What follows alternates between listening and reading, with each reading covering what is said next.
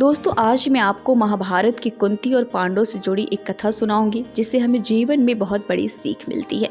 दोस्तों, कुंती युधिष्ठिर, भीम, अर्जुन, नकुल और सहदेव के साथ वनवास काट रही थी। यात्रा करते हुए वे एक गांव में पहुंचे और एक ब्राह्मण के घर में ठहर गए।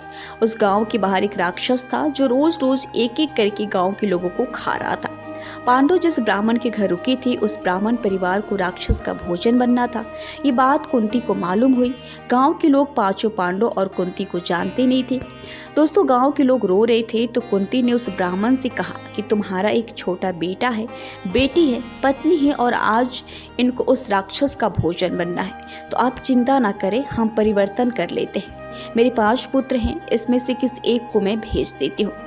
ब्राह्मण ने कहा कि ये तो गलत बात है, मैं ब्राह्मण होकर ऐसा नहीं कर सकता कि मेरे बच्चों को बचाने के लिए आपके बच्चों की बलि दे दो। कुंती ने कहा कि ब्राह्मण की रक्षा करना हमारा कर्तव्य है। मेरे 5 पुत्रों में से एक ऐसा है जो इस राक्षस को मार सकता है। आप चिंता न करें, राक्षस मारा जाएगा।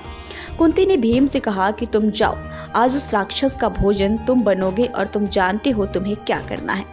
युधिष्ठिर ने माता कुंती से पूछा कि आप भीम को कहाँ भेज रही हैं। कुंती ने युधिष्ठिर को पूरी बात बता दी। युधिष्ठिर ने कहा कि माँ, ये तो ठीक नहीं है, आप जानती हैं ना, फिर भी भीम को मृत्यु के मुंह में भेज रही हैं। कुंती ने कहा कि भीम मेरा पुत्र है और मैं जानती हूँ कि वह सफल होकर लौटेगा। वह खुद की रक्षा करेगा और राक्षस को मारकर पूरे गांव की चिंता दूर करेगा। हमें हमेशा ध्यान रखना चाहिए कि कोई हमारा उपकार करे तो हमें उससे बढ़कर उसका उपकार करना चाहिए।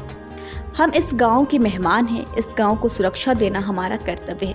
ये काम भी भीम करेगा। इसके बाद में भीम उस राक्षस के पास गया और उसका वध कर दिया।